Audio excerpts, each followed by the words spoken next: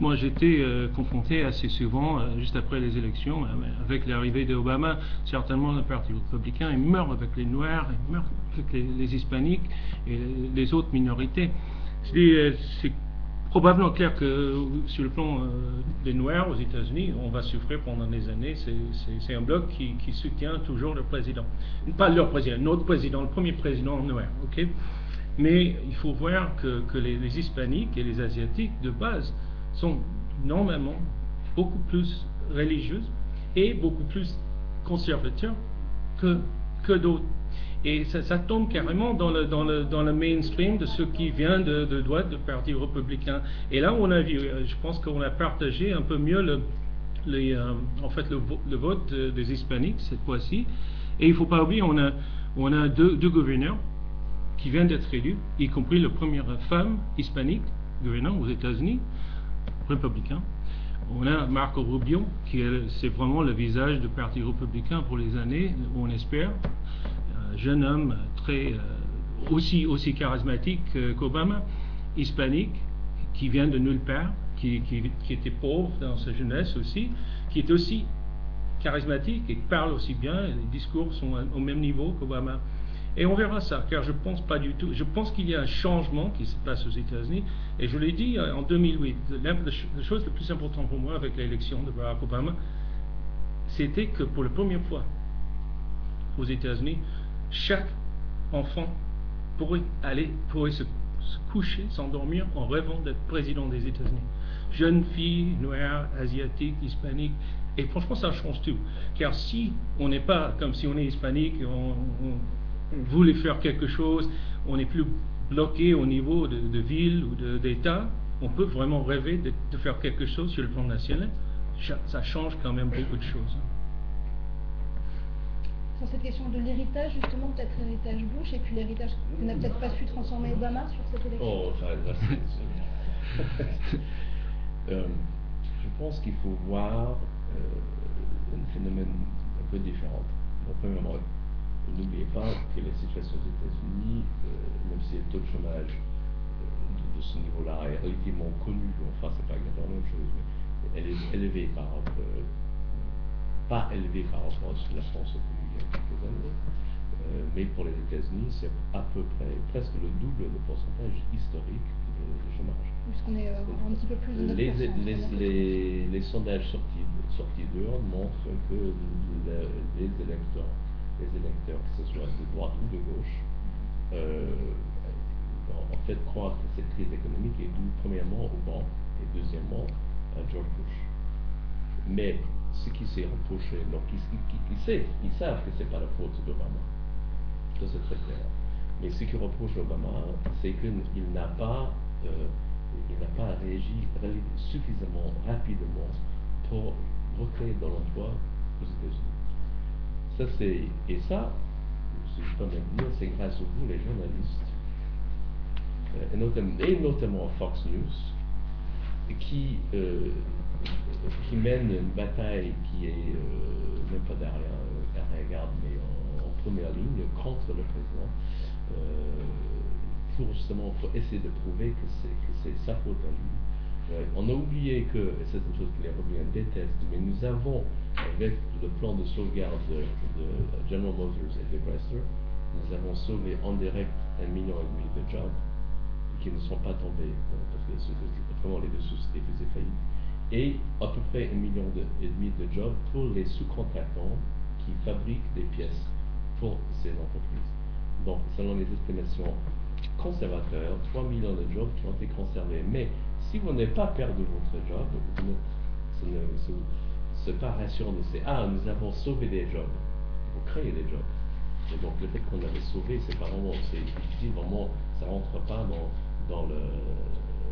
dans l'âme au départ. Je suis rassuré, il a sauvé les jobs de quelqu'un. Non. Il veut savoir que le voisin a trouvé un job et que moi j'ai trouvé un job et que le cousin a trouvé également un job. Donc pour l'instant, même s'ils sont conscients de la fait que cette situation vient des républicains, que c'est que le reproche qui a été fait et qu'ils n'aient pas agi suffisamment rapidement. Donc ça, c'est un problème bien entendu aussi de communication parce qu'elle n'a pas le goût de communiquer de cette façon. Mais il y a un dessin dans le journal américain, dans le journal Herald Tribune qui est très drôle aujourd'hui. L'un des démocrates et l'éléphant républicain qui sont aussi dans un bar. Le démocrate a une tête totalement morose, il est triste, et puis le républicain il est souriant et tout. Et le démocrate dit ils vont voter pour vous parce qu'ils sont en colère à cause des emmernements que vous avez créés. Et il répond républicain, pourquoi vous ne croyez pas dans le recycling? Recyclage. Dans le recyclage. Donc ça c'est une partie très importante de cette paragraphe, je pense. Est-ce qu'il y a d'autres questions qui émanent de la salle après ce... Je pourrais juste faire un petit commentaire sur les questions de chômage là. Je ne vais pas du tout défendre l'administration Bush pour sa gestion du budget, des dépenses et tout ça. On a complètement perdu les pédales. On a commencé à dépenser comme un démocrate. Malheureusement, ça leur donnait un tremplin pour lancer à une vitesse hallucinante pour dépenser même plus et plus et plus. Et ça, franchement, regarde. Nous, on sait. Et fais gaffe, j'ai mes renforts là maintenant. Là, il faut pas se perdre dans les paroles, car quand on commence à dire chômage relativement élevé, c'est énorme, relativement élevé. C'est-à-dire maintenant, on vient de voir le 34e mois d'un taux, pas un taux de chômage, mais un nombre de travailleurs employés aux États-Unis en baisse par rapport au début de récession. 34 mois sans récupérer les emplois perdus. Et je veux dire 20 mois sous le... 75 000 nouveaux emplois. Joe, on a besoin de 150 ou 160 000. Non, 150 ou 160 000 par mois juste pour tenir au même niveau. Il y a 150 000 personnes qui rentrent. 100 000 par mois quand Bush était président. C'est pour ça, s'il n'y avait pas une crise économique, Barack Obama ne serait pas président.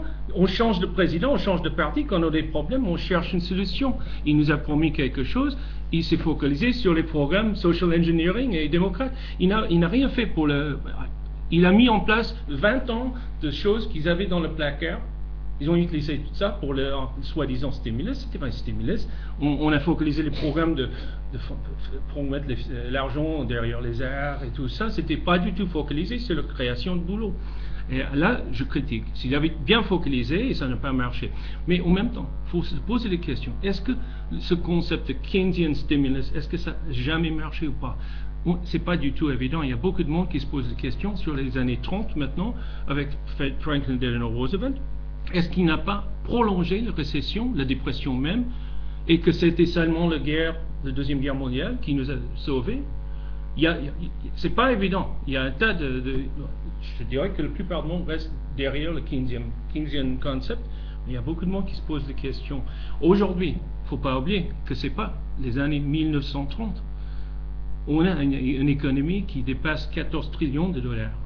On a une économie qui est complètement interliée avec l'économie globale. Là, franchement, est-ce qu'il y a suffisamment d'argent dans le monde pour relancer cette économie en faisant un stimulus keynésien? Je ne suis pas sûr. Même si on croit que ça c'est la bonne idée, à mon avis, c'est le cycle de business qui est derrière la reprise économique aujourd'hui. Il faut l'attendre. Et ce que les démocrates ont fait cette fois-ci, à mon avis, ils ont parié sur la reprise d'économie en 2 ans, en mettant tout leur fric derrière les programmes fétiches depuis 20 ans qu'il y avait dans le placard, qu'il avait dépensé en imaginant qu'il aurait pu acheter leur base, les syndicats et tout ça, avec ce fric, et en même temps, c'est le cycle de business qui allait reprendre. Et en 2010, on serait déjà en position. Maintenant, on se pose la question pour 2012, car on a gâché suffisamment de temps et d'argent qu'il n'y a personne qui est confiant pour l'avenir. Alors, il y avait une première Les question. sont tellement confus, je ne sais même pas répondre. Justement, on va prendre une première question peut-être pour essayer de répondre à autre chose. J'avais une question en fait par rapport à ce que vous disiez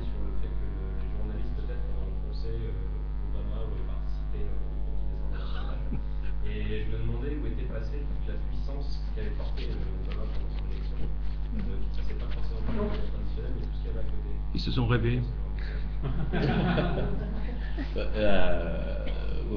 Très bonne question. Très bonne réponse aussi. Enfin, si on regarde, d'abord il faut voir ce qui se passe aux États-Unis, ensuite ce qui s'est passé en 2008 aussi.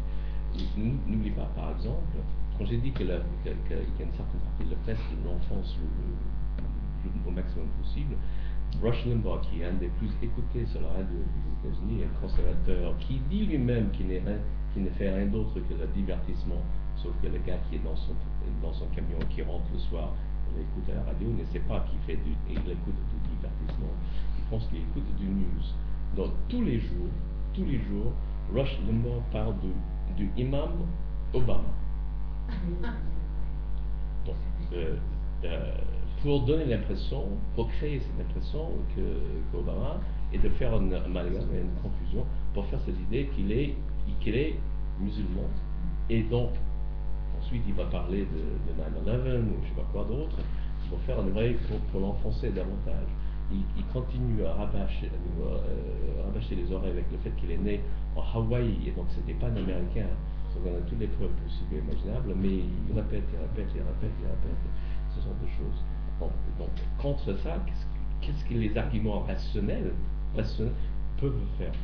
Concernant la campagne en 2008, on a fait ce qui était extraordinaire, c'était on savait beaucoup mieux utiliser l'internet et social media que les républicains.